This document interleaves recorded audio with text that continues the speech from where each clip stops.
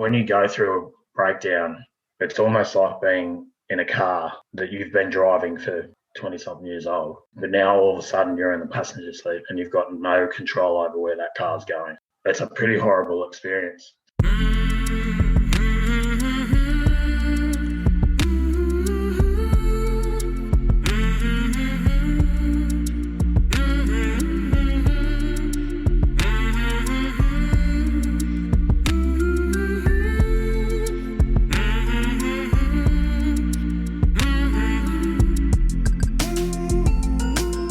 Hey there, my name is Sean and this is Suicide Noted. On this podcast, I talk with suicide attempt survivors so that we can hear their stories. Every year around the world, millions of people try to take their own lives. And we almost never talk about it. And when we do talk about it, many of us, including me, are not very good at it. So one of my goals with this podcast is to have more conversations, and I hope better conversations with attempt survivors. I am going to continue trying. Now, we are talking about suicide. This may not be a good fit for everyone. Please take that into account before you listen. I do hope you listen because there's so much to learn. If you are a suicide attempt survivor and you'd like to share your story, I'd love to talk. hello@suicidenoted.com. Reach out. You can also reach out via Facebook or Twitter.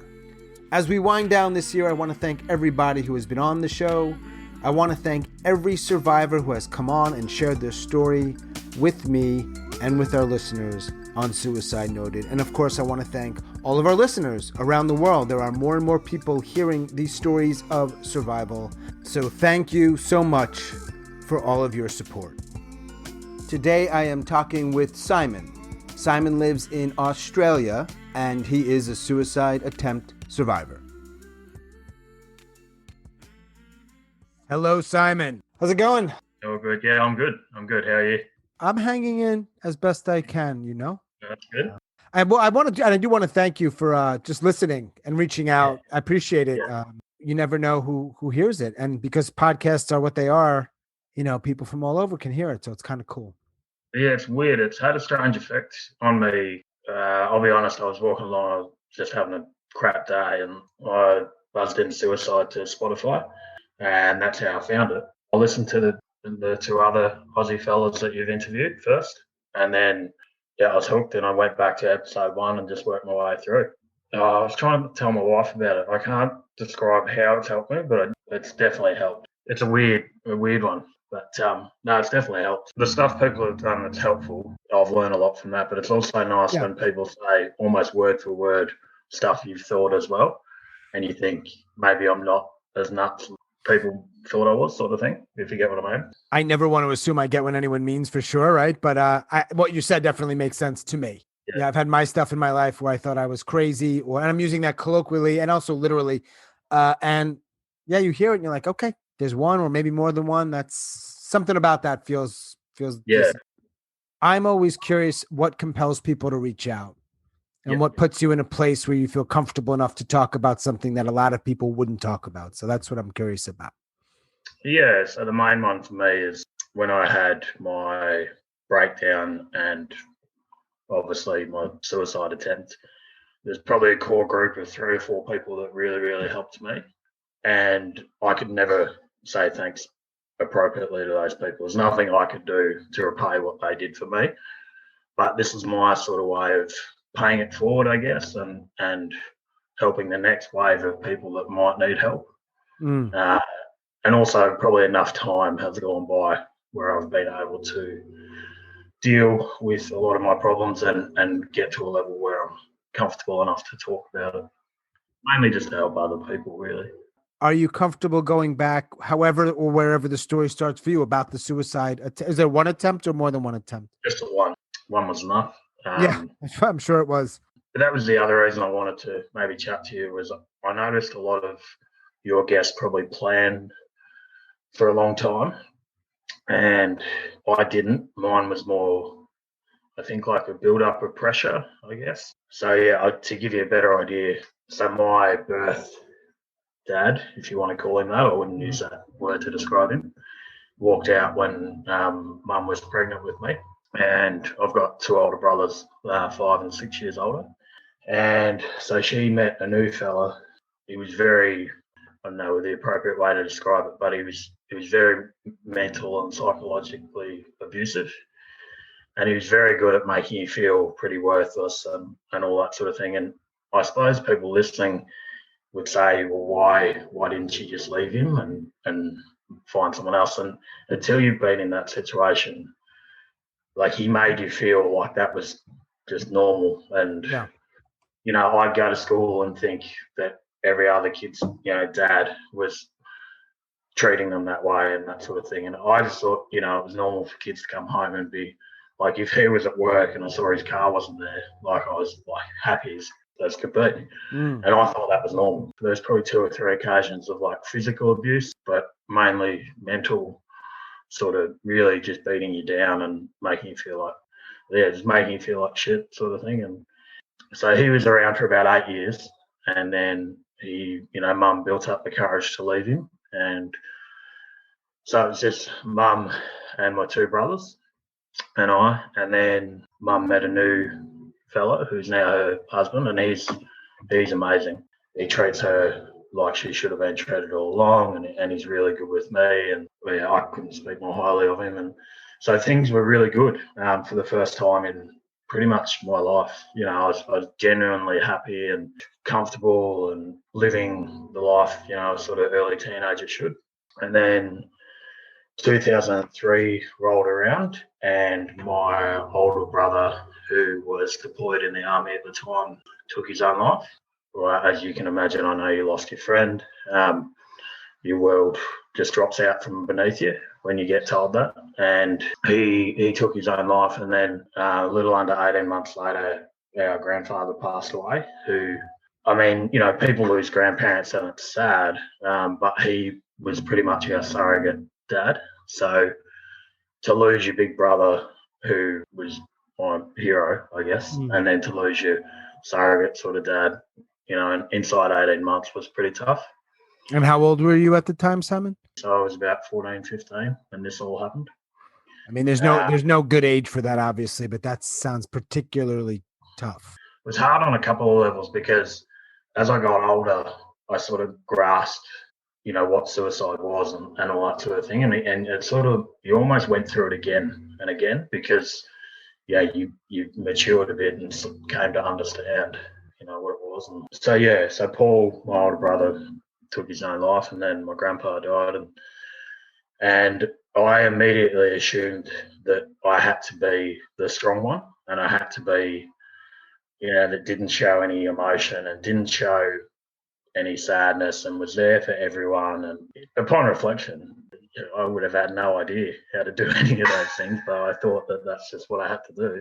So I probably bottled it all up and just didn't deal with it. That went on for about 4 or 5 years where I was just sad all the time. Missed my brother, but anytime my family was around, I'd sort of perk back up and smile and make sure they were okay. And then as soon as they weren't looking, you know, I'd bottom out again. Lots of alcohol abuse, lots of self-harm, unfortunately. That goes on for about 4 or 5 years. I'm in my early 20s by this stage. I was really starting to struggle with nightmares about my brother. So every night I would have a nightmare where I would actually see my brother take his own life, and I couldn't stop it. So again, not to get too graphic, but my brother actually hung himself, and I'd have nightmares of trying to lift him up, but he was too heavy, trying to get to him, but he was too far away. And then on the really bad nights, I'd have a continuation of that nightmare where my family would like blame me and say that it was my fault and that sort of thing, which is all not real, obviously. But when you have that every night, you start to fear to go to sleep. And then when you do go to sleep, it's not fun, and you wake up and you've got to, anyway. So yeah, life was pretty rough. And I met a girl, and for whatever reason, all the nightmares went away. I was happy. I was genuinely happy. So I wasn't faking it. I wasn't drinking. Everything was really good for the first time in a long time. Roughly 6 months into the relationship, she decided to break up with me, which in hindsight, looking back, we had no business being together. We didn't have many mutual interests, but she took away all the bad stuff that was happening to me. So I didn't take the breakup very well at all. I did a lot of things that are pretty embarrassing now and made some pretty desperate attempts to get her back. This went on for about 2 or 3 weeks of no sleep, of, calling, texting, all the stupid stuff that guys do when their brain implodes. That culminated in a day where I was at my mum's house. I was hysterical. She was exhausted.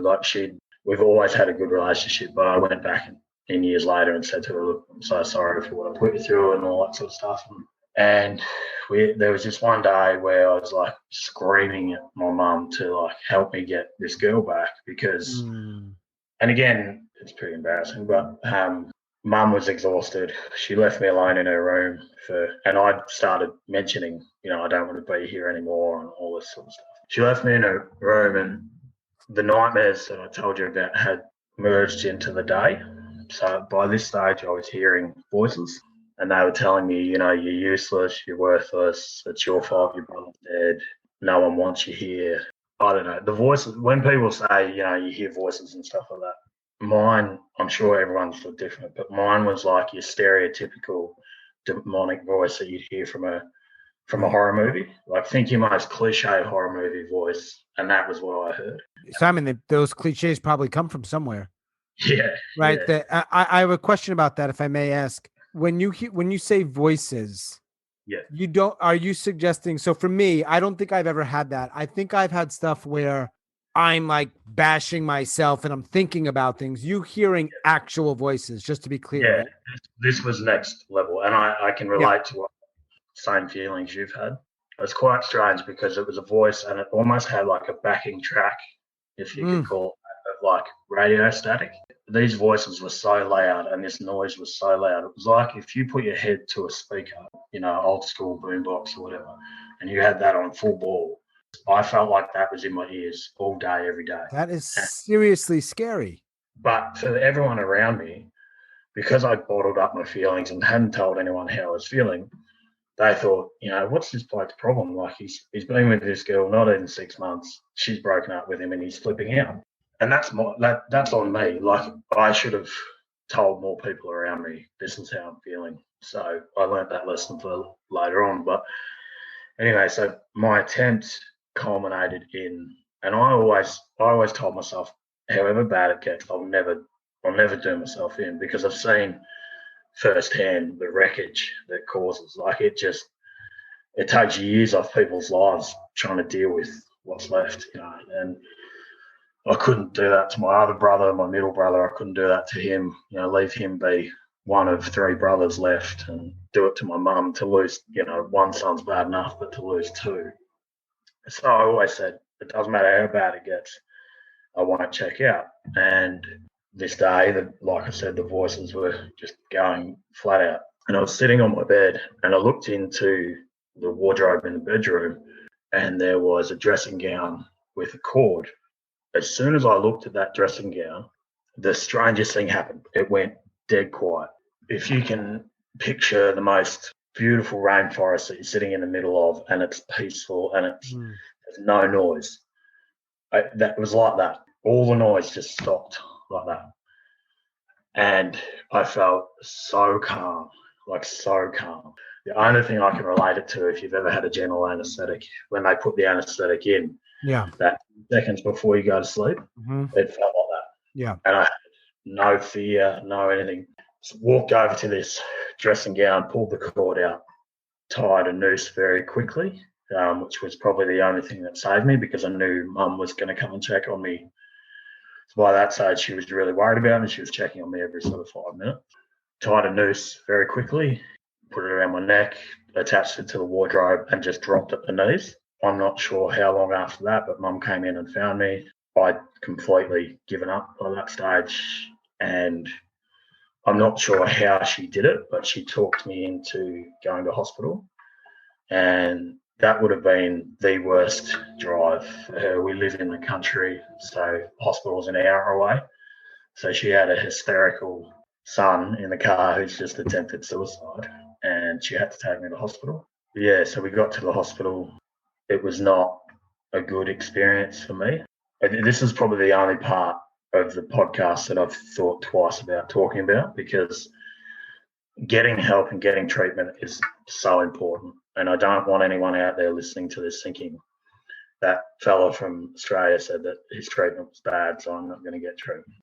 I got there, and I was a personal trainer for about 15 years. The town that I worked in only had about 30,000 people. So when you're a personal trainer in a town that small, you get to know a lot of people really fast.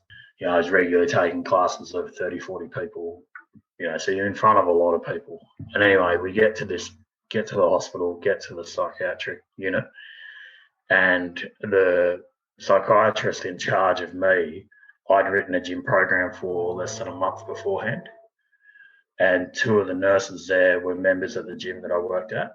As soon as I saw that, I just shut down, and it wouldn't have mattered how good those people were or how much they wanted to help. I wasn't going to receive treatment from them. I was in a panic. I just wanted to get out of there. I didn't want to stay there.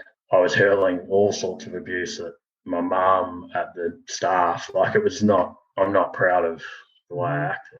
And it was a pretty horrible experience, to the point where I was only there for a night. The next day, convinced them to let me leave. That was my attempt in a nutshell, sort of the 24 hours surrounding it. They let you go? I'm not sure how I talked them into it, because I wasn't in a good place. But I think, unfortunately, probably from my job and from years of trying to hide it, I was pretty good at telling people what they wanted to hear. And at that stage, I didn't want to get treatment. I just wanted to be out of there. I'd done the exact thing that I always said I wouldn't do. And when you go through a breakdown, it's almost like being in a car that you've been driving for 20-something years old. But now all of a sudden you're in the passenger seat and you've got no control over where that car's going. It's a pretty horrible experience, to be honest. What was it? I'm just curious, particularly like that, I don't know, week or month or even year after, what was that like? So the 2 to 3 years after it were pretty horrible, to be honest, because I no longer felt the need to cover up from my family that I was unwell. I really spiraled. So I started drinking heavily, self-harming.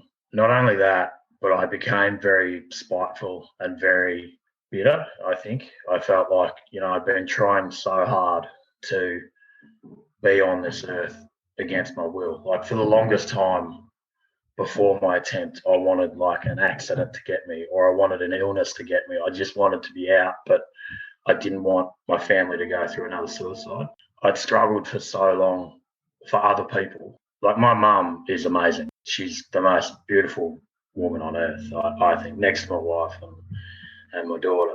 I just thought, I'm only here for these people, and all they do is they put me in hospital. I just thought, stuff it. If I've got to be here, I'm just going to drink, and I treated people like shit. Pretty much whatever I could do to make myself not feel sad and not hear the voices anymore, I did. And I had no regard for other people, which burnt a lot of bridges. And in a small town, that's not a good thing to do. Right. Well, what do they say? I don't know if this is a bit, again, cliche, but damage people, right? Yeah, I was in a really bad place for a lot of years. And then the weirdest thing happened. I was actually away with a boys' trip. We went away for the weekend, and lots of drinking, lots of, partying and that sort of stuff. And I was scrolling through Facebook, and a dog popped up on Facebook that was looking for a home. It was like a punch in the face. I just looked at this dog and I was like, wow, like, I want to adopt that dog. Messaged the owner and said, look, I'll come, as soon as we get home from the weekend, I'll come and visit. And I adopted her, and that was probably the turning point for me. Really? Yeah. What kind of dog? She's a Siberian Husky. So she's got the most beautiful blue eyes. She was, I think, 14 months old when I adopted her, and she's 8 years old now. Yeah, so I adopted her and just started walking every day with her. And that wasn't the cure, but it definitely helped. And it sort of got the ball rolling as far as recovery goes. So yeah, so I got her and started getting a bit better, and I went back and made contact with people that I sort of deemed that I might have upset during my dark years. I think you cut out very briefly. You said that most of the people you reached out to were good, but a few told you to what, piss off? Yeah, Okay. a few people were, yeah, I think it takes a lot of strength to reach out, knowing that some people might say, bye bye. yeah, It just sounds like everything you went through and all of the, I don't, and you'll tell me if I'm off here, playing happy when you're not happy. It sounds like several years of just, like you said, not just being unhappy. That's probably putting it lightly. Has got to be so incredibly tiring. yeah, and that was, I think, probably what got me in the end. You're just carrying this weight around. It wasn't just that; it was in my head. And again, for someone that's never been mentally ill, they'll listen to this and be like, "That makes no sense." But for Right. me, I blamed myself for my brother taking his own life, which the logical me knows that that makes no sense at all. That blame turned into a really, really aggressive self hatred, like a Yeah. really violent. Because I used to self harm because it had, those voices that I told you about, it would stop them for an hour, and then it would stop them for half an hour, and then it'd Mm. stop them for 10 minutes, and then it'd stop them for a minute, and then I'd have to upgrade my self harm to make those voices go away. And then that turned into my suicidal ideation was the most violent ways of suicide I could think of. How are you working while you're dealing with those voices? And I just got good at Wow. faking it. And then the hardest part, because I was a personal trainer, you're not only working, but you've got to be up and about. You've got to motivate people, and you can't show signs of any of what I'm telling you now. So, Right. and it got really bad. I not only wanted to kill myself, but I wanted to suffer as much as I could because, in my view, everything bad that had happened to my family was my fault. For the longest time, I used to fantasize about covering myself in petrol and setting myself on fire because I thought that was the most painful way that I could do it. It's a pretty Um, painful way. so I was about as far off the deep end as someone gets. So the main reason for me being on the podcast is, if there is someone listening that is to the extent that I was at, maybe if they hear me and now know where I'm at, like I'm at a really good place in life, they might think maybe I can hang on for one more day, and then that day might turn into a week, and then so on. So Absolutely. There are definitely people listening. yeah, So we don't necessarily know. Occasionally people reach out, but typically they'll never reach out, but you don't know. Did you ever get a diagnosis? when my breakdown happened, pretty high grade depression that I was diagnosed with. Mm-hmm. And I agree with that to an extent, but I always felt like something was missing. My wife is amazing. So we've been together for about 6 years, married for about 2. She's beautiful on a lot of levels, but one of the main ones is that she's really understanding when it comes to my mental health. Like I've got depression, but I feel like there's something extra. We haven't quite put all the pieces together. So with a lot of encouragement from her and a lot of support from her, we went and got a bit more help, and it turns out I've got bipolar, which makes a lot of sense.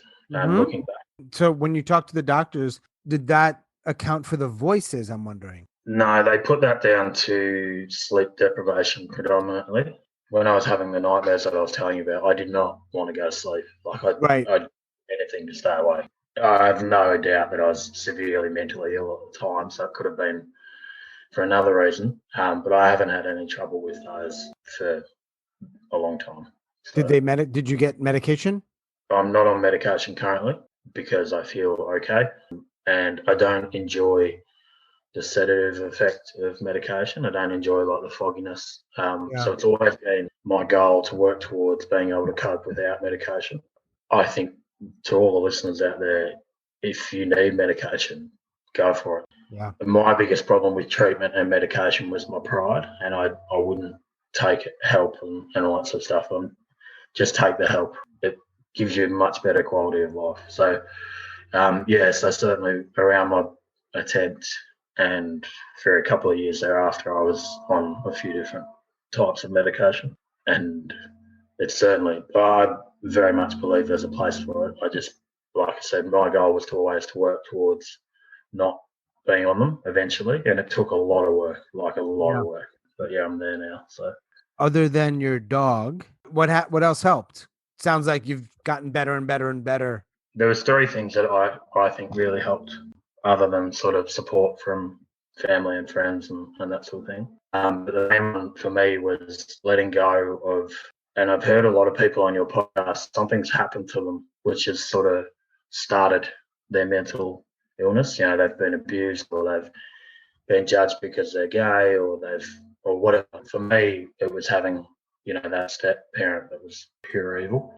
And for the longest time, I felt like you either had to forgive or not forgive. And I found that there was a third option, and it was to let it go. So I certainly still very much blame a lot of what happened to my brother and to me and that sort of thing on our stepdad. But I was able to let it go. And the strangest thing happened when I did was that I found a lot of the hatred that I had for myself disappeared. Once that disappeared, you know, the healing process, I got so much more out of therapy. I got so much more out of different things that people would suggest that never used to work, that now worked for me, like mindfulness and all that sort of stuff. So As soon as I let go of that sort of anger, but that was a tricky, and I'm not entirely sure how I got to that point. I was going to ask that, Simon, because it sounds like, yeah, okay, I let it go. What does that look like, you know? Yeah, I think as you get older, you get a bit more mature. I've got no doubt that my wife probably helped a lot. And I think too, there needed to be a resolution. I was either going to forgive them, which I couldn't bring myself to do. I was going to go and beat the shit out of them, which my mum pleaded with me not to do. And I was really stuck with those two options for the longest time. And then, yeah, I just came to a point one day where I was like, you know what, I can let this go. I can just not let it ruin any more days for me.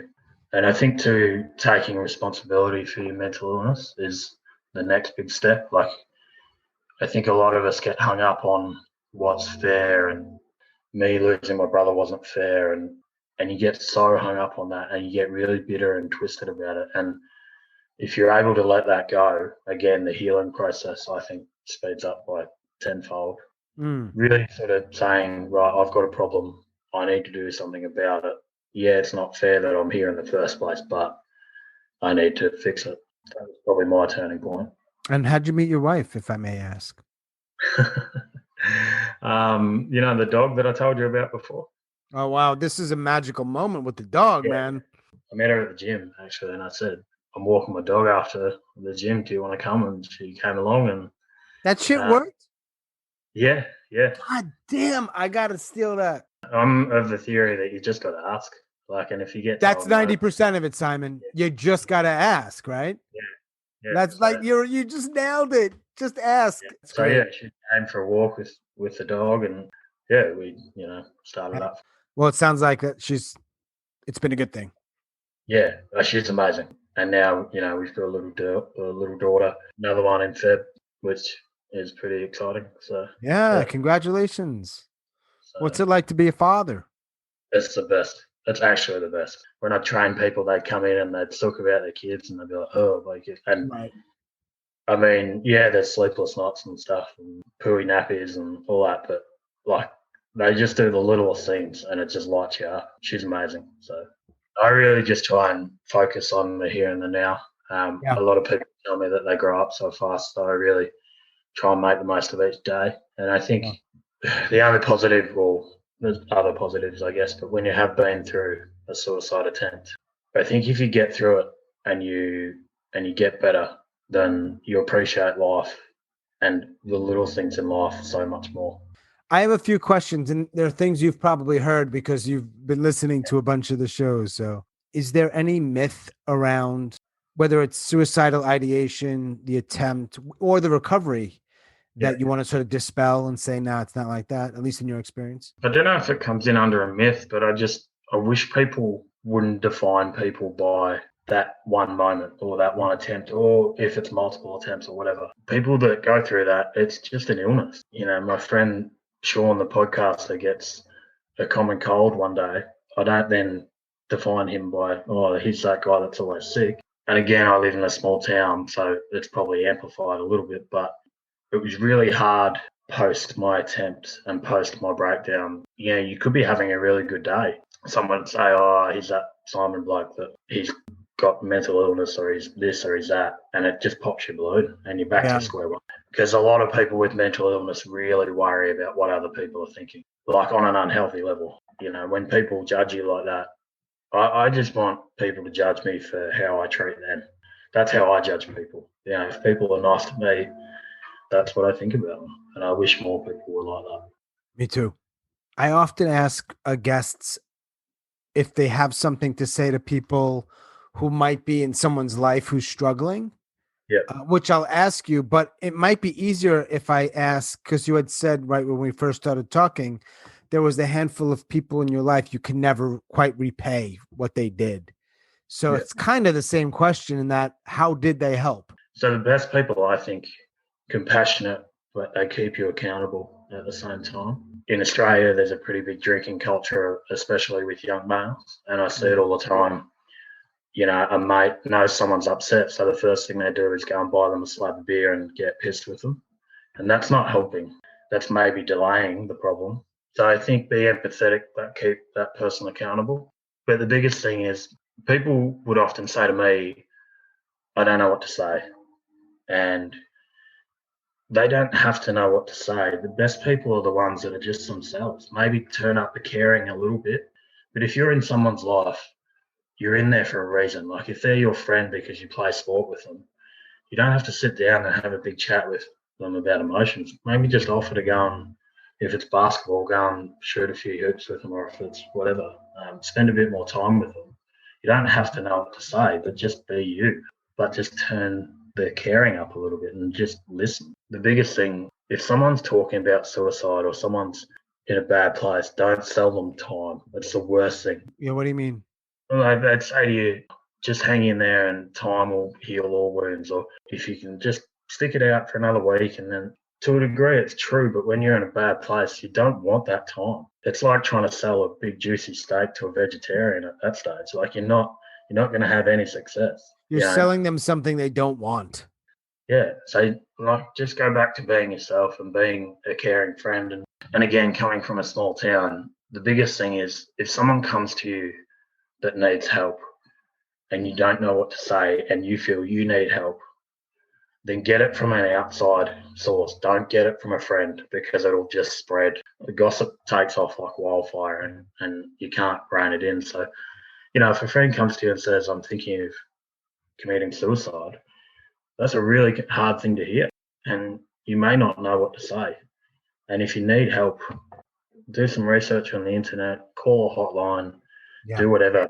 Don't ask Joe Blow down the street, oh, so-and-so's not feeling well, what do I do? Because it never ends well. Yeah. And you were saying in your part of Australia, the virus, the lockdown, all this craziness from March has not been, at least of late, as bad as it was. It's manageable or no?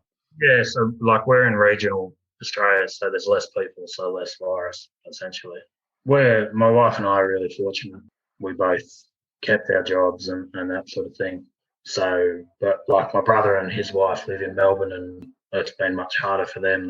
The lockdown's been a lot more restrictions and that sort of stuff. Yeah. So, I mean, it's been an inconvenience, but compared to what some other people are going through, I've got nothing to complain about. So, you know, put your mask on and get on with it.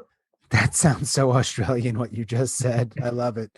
My final question is going to sort of be an open-ended, hey, what else would you like to say? But before that, which do you prefer of these three? And it may be none.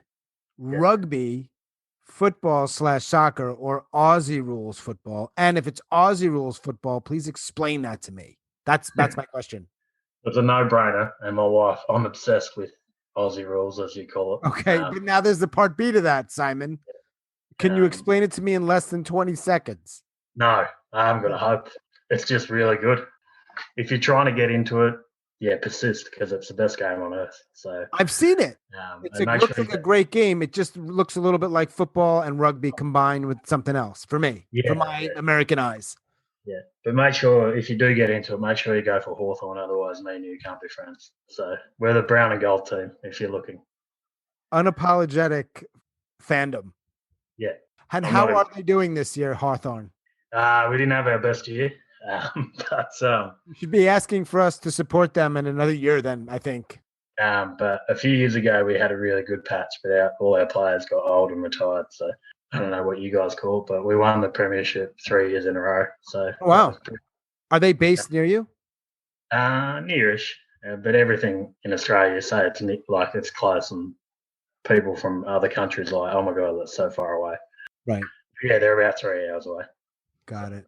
I will check it out, and if I ever decide to really sit down and learn it, or at least watch a full game or match, I will try to find Hawthorn and at least do it with them. What did I not ask or omit or whatever else that you'd like to add?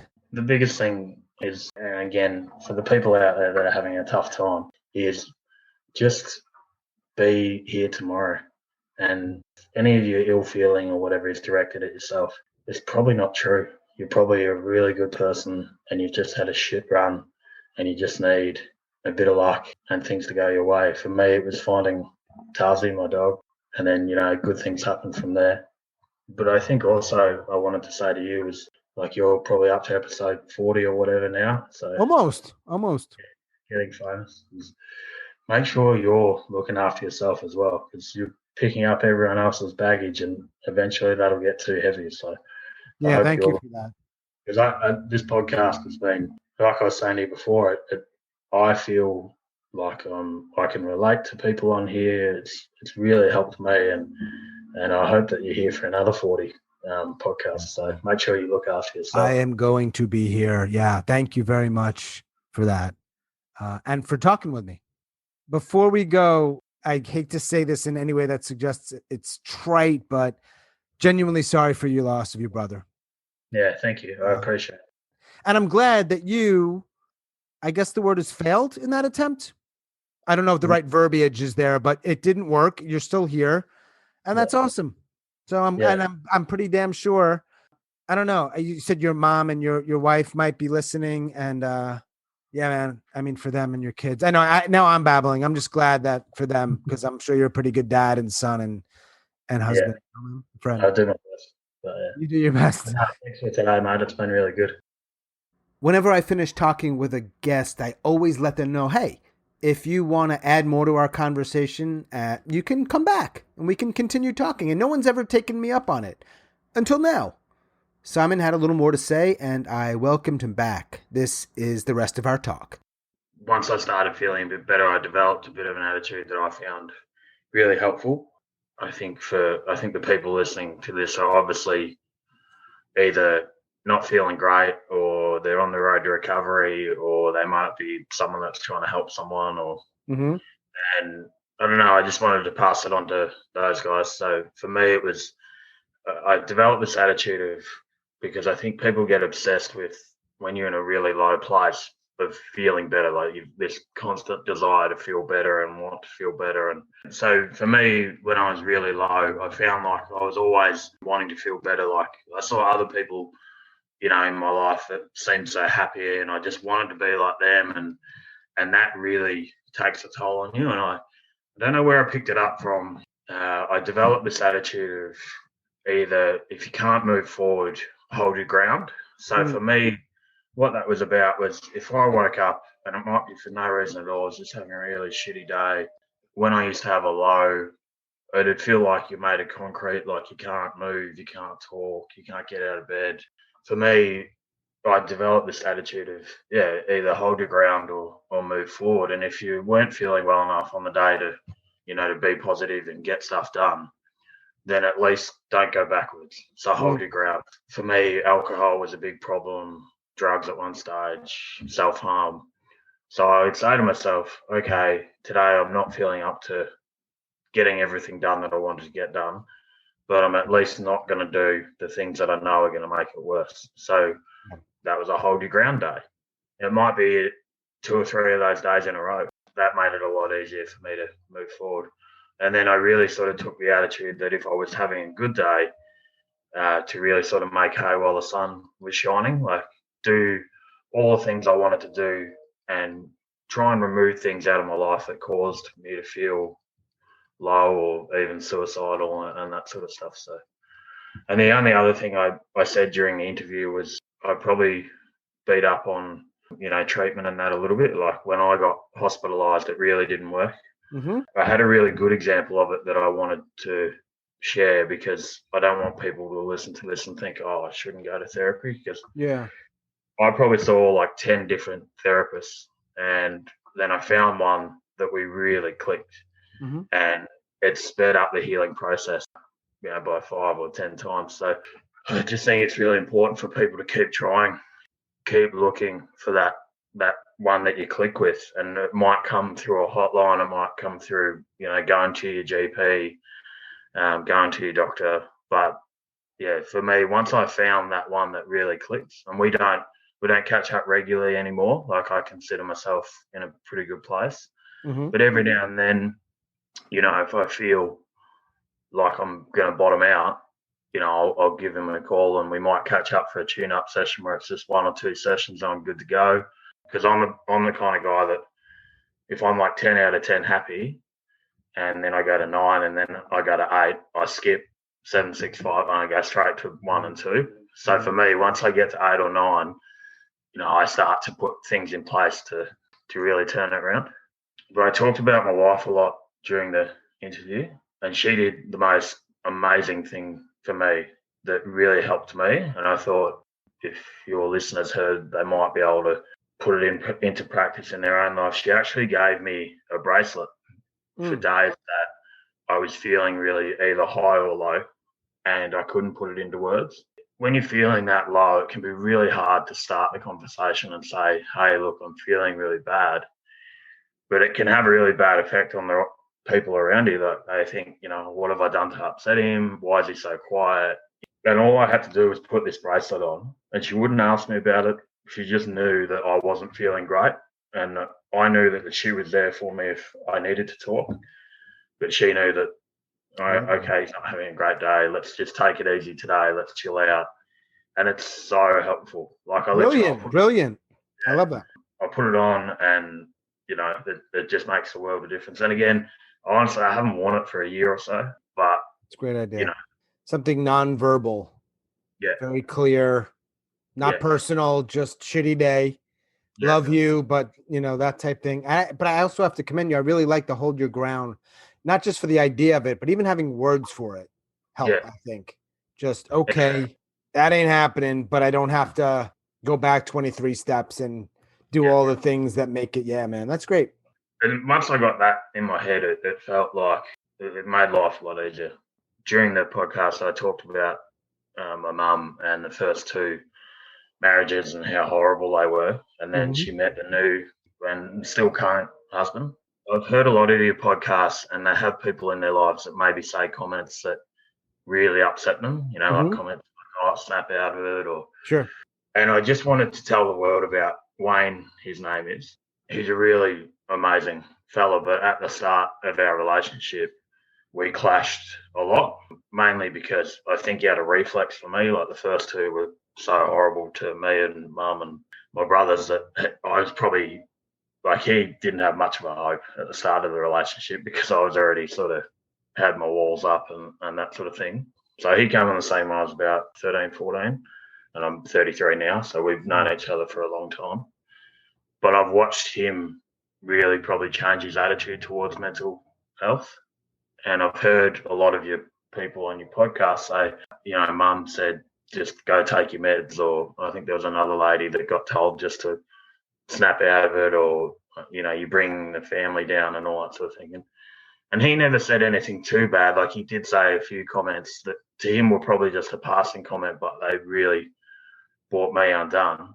But now to watch him develop and our relationship develop. So I guess for me is my message to your listeners would be take it from someone that's lost family and has been ready to leave the earth. Having your family is the best thing, and they can change, and they're probably just trying to help. It's really hard to deal with someone that's going through mental health issues and is suicidal, and it's probably the first time they've dealt with it. So if you can, try and cut them a bit of slack. And if they do make a comment, try not to let that lodge in your mind for too long and move on with it, because he and I have the best relationship now. And I have heard that a lot in your podcast, like that one comment that sticks in someone's head. And it can be hard to let that stuff go, and you might get hung up on it for a long time. But you can overcome it. Coming out the other side it's the best. Thank you again. I hope you stay well, and let us connect soon, man. Yeah, cool. Thanks, mate. All right, Simon. Take care, man, and thanks again. See ya, bye. Bye.